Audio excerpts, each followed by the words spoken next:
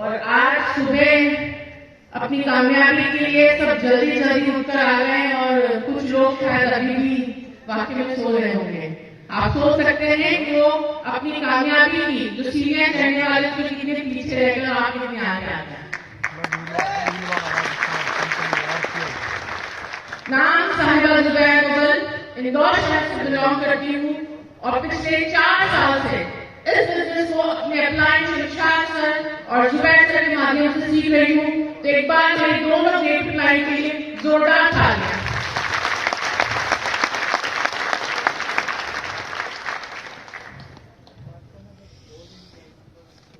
इस बिजनेस में जब मैं आई थी तो आप ही की तरह बहुत सारे लोग यहाँ पे नए आए ना, तो समझ नहीं आता है कि क्या है और क्या करना पड़ेगा। मुझे भी कुछ समझ नहीं थी, लेकिन जब ये कंसेप्ट मेरे पास में आया तो बहुत सारी चीजें मुझे इस कंसेप्ट के जरिए नजर आई कि बहुत कुछ बदल सकता है। अक्सर जब हम ये कंसेप्ट के बारे में सुनते हैं तो हमारे सपने जो होते हैं उनसे जाग जाते हैं ना, यही चीज होती है कि नहीं अब तो मैं तोड़ फोड़ काम करके और बहुत बड़े अचीवमेंट पे आ जाऊंगा और आ जाऊंगी। बट लेकिन धीरे धीरे धीरे धीरे हमारी एनर्जी लो हो जाती है। ऐसा सभी के साथ होता है। देखिए जब मैं संसद में आई थोड़ा सा मैं अपने बारे में बताना चाहूंगी।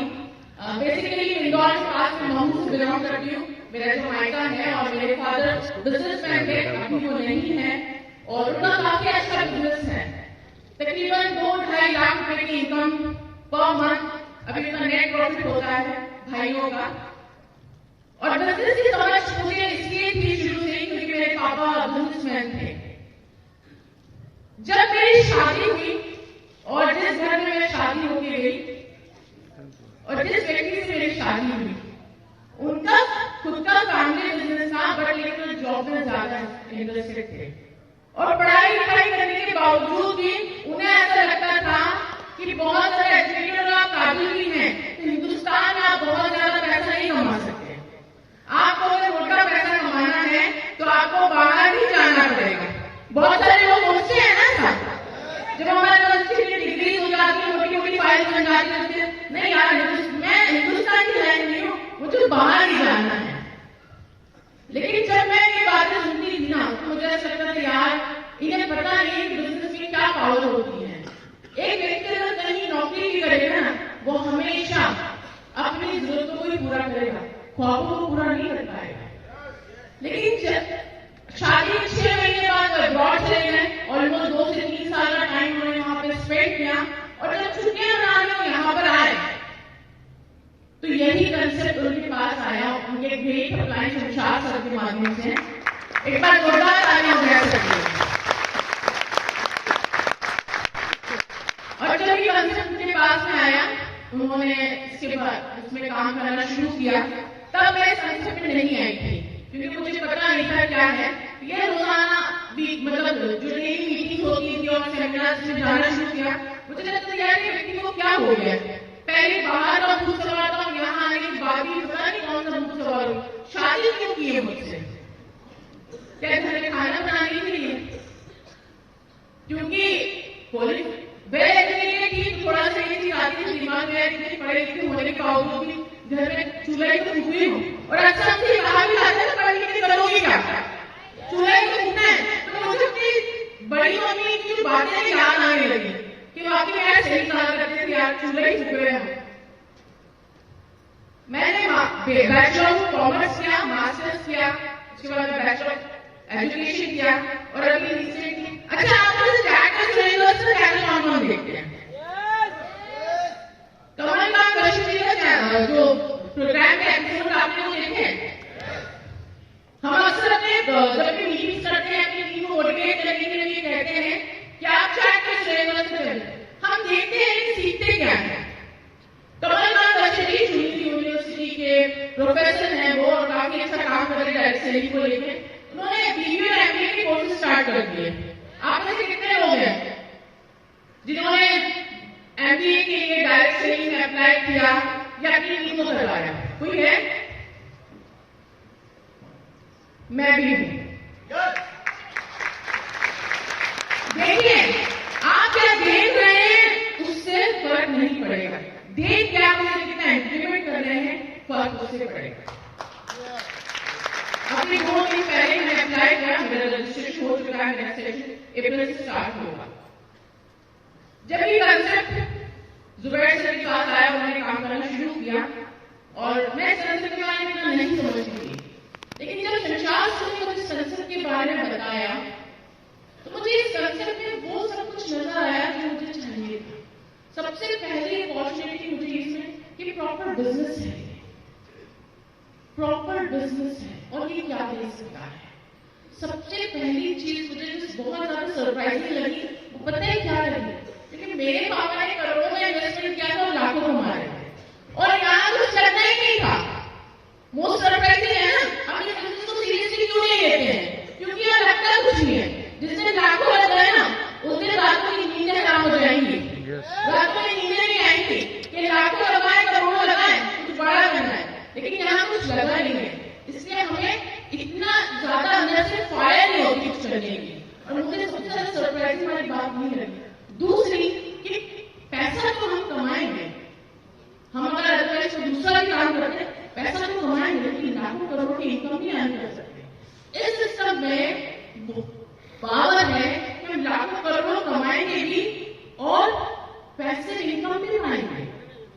मतलब काम करेंगे एक बार और पैसा आएगा बार बार बार बार बार बार बार, और हमें भी नहीं, आने वाली जनरेशन को भी आएगा। ये मुझे बहुत ज्यादा प्रभावित की चीजें और मैंने काम करना शुरू किया। जब मैं इस बिजनेस को समझा और काम करना शुरू किया, लिटरली मैं बता रही हूँ कोई भी चैलेंज मुझे रोक नहीं पाया। मैंने इस बिजनेस के लिए अपना घर भी छोड़ दिया। हो सकता है बहुत सारे लोग 100 किलोमीटर तो सेमिनार में नहीं जा पाते। हमारे क्रिएटिव क्लाइंट बैठे हैं शमशाद सर, मैंने अपना बोलिया मुस्ताबाद के स्टेशन से हमने रूम देना स्टार्ट कर दिए। 3 स्टेशन पे रूम दिया और काम करना शुरू, अपने घर बार छोड़ दिए। आप में से कितने लोग हैं जो इतने ज्यादा डेडिकेशन के साथ काम कर रहे हैं, जो अपना घर छोड़ के काम कर सकते हैं? 10 महीने में सिस्टम की रॉयल्टी अच्छी बनी, 3 साल में टेक्निकल की पिन है और सर ने अपनी तरफ से अनाउंस किया है कि बहुत बड़ी पिन इस 2024 में बिल्कुल हासिल करना है। और बिल्कुल मैंने सोचा है कि बिल्कुल डेडिकेशन के साथ काम करेंगे। यहाँ पे महिलाएं बहुत सारी हैं हमारे पास में। परसों प्रोग्राम था महिला उद्योगी सम्मेलन, आप में से बहुत सारे साथी गए भी थे और लकी है जो गए थे, हम नहीं जा पाए। बहुत सारी मैंने वीडियो जो क्लिपिंग देखी। सुनील सर केपीएमजी की रिपोर्ट बहुत कुछ बता रही है, 64,500 करोड़ का बिजनेस होगा, 74% महिलाएं आएंगी और बाकी में रेशो दिन ब दिन बढ़ता जा रहा है। लेकिन क्या मात्र 74% रेशो होने से हम कामयाबी के रेशो में आ रहे हैं? भीड़ का आना कामयाबी नहीं है। कामयाबी तब कहलाती है जो भीड़ से अलग हट के दिखते हैं। परसों जो प्रोग्राम हुआ, मैंने अभी शोभा मैडम मेरे पास में बैठी हुई है, मैंने कहा मैंने मुझे एक चीज बताइए, आप वहां पे प्रोग्राम देख के आई हैं, कितनी महिलाएं थी? बोले बहुत महिलाएं थी, 25-30 हजार 40 हजार शायद महिलाएं थी। मैंने मुझे सिर्फ एक चीज बताई मैडम कि वहां पे स्टेज पे बड़ी इनकम अर्नर के रूप में कितनी महिलाएं थी। You all getting my point? क्या कहना चाह रही हूं? महिलाओं का रेशो 74% है, लेकिन इनकम अर्नर्स कितनी है? हम 5,000 10,000 में खुश हो गए? क्या इस चीज के लिए आए हैं यहाँ पर? या लाखों कमाने आए हैं? करोड़ों कमाने आए हैं। तो करोड़ों कमाना है तो अपने आप को भी तो बदलना पड़ेगा। जो करोड़ों कमा रही है और आज हम, तो हमें और उनमें कुछ फर्क तो होगा। वो अपने काम के लिए बिल्कुल डेडिकेटेड है, वो सारी वो चीजें कर रही हैं जो सिस्टम कहता है। और अगर हमें सिस्टम में बड़ा काम करना है तो हमें भी सब चीजों को साइड में रखना होगा। हमारे घर में चैलेंजेस आ जाते हैं बहुत सारे ना, घर में लड़ाई हुई तो आज मीटिंग नहीं करना है, 200 किलोमीटर दूर अगर सेमिनार है, हस्बैंड परमिशन नहीं दे रहे हैं तो नहीं जाना है। अगर ऐसे चैलेंज आए और घर में बैठ गए तो क्या हम कामयाब लेडीजों में से आएंगे? तो हमें क्या करना पड़ेगा?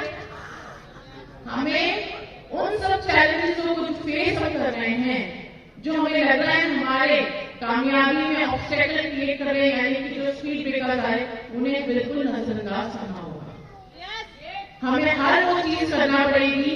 देखिए, यहाँ पे एक चीज मैं क्लियर करना चाहती हूँ। अक्सर हम जब लाइन में लगे होते हैं ना, तो महिलाओं के लिए कहा जाता है, नहीं मैडम आप आगे ना, वुमेन फर्स्ट ये हमेशा होता है, महिलाओं को बिल्कुल पहले प्रायोरिटी दी जाती है। लेकिन ये सिस्टम अगर आपको बराबर पुरुषों के बराबर खड़ा रखने की ताकत दे रहा है, उनके बराबर पैसे कमाने की ताकत दे रहा है, उनके बराबर मान सम्मान की ताकत दे रहा है, तो मेहनत भी हमें उनके बराबर करना पड़ेगी। मेहनत भी उनकी करना पड़ेगी। यहाँ पे ये दोगलेबाजी नहीं चलेगी। यहाँ पे नहीं है कि कमजोर है महिला तो बढ़ती ऐसी हो जाएगी। यहाँ पे वो सब कुछ करना पड़ेगा जो आज हमने कल और आज कामयाब लीडर्स को सुना है। तो हमें सारे चैलेंजेस को साइड में रखना है और अपने आप से वादा करना है। देखिए, यहाँ पे जो कल सारे सेशन दिए सुनील शर्मा सर ने, रामकिशन जी ने, यहाँ पे बहुत ज्यादा मुश्किल काम कुछ भी नहीं करना होगा। काम तो छोटे छोटे ही हैं, लेकिन लगातार प्रयासों से बूंद बूंद बूंद बूंद गिरते समुद्र बन गए। तो क्या हम लगातार प्रयास करके एक हाउस वाइफ से बिजनेस एंटरप्रेन्योर नहीं बन सकते? इससे हमें बिल्कुल ईमानदारी से रहना होगा, डेडिकेशन के साथ बनना होगा और मेन एजुकेशन पे फोकस करना होगा। मैं अपनी बात नहीं करती आपके पास क्या डिग्री है, नो मैटर आपने कितना पढ़ा है, सिस्टम के एजुकेशन लेना है। सिस्टम क्या कहता है, क्या सीखना है, उस पर फोकस करना है। तो हमें एजुकेशन लेना है। और सबसे अच्छी बात, हमारे पास जब 300 की ट्रेनिंग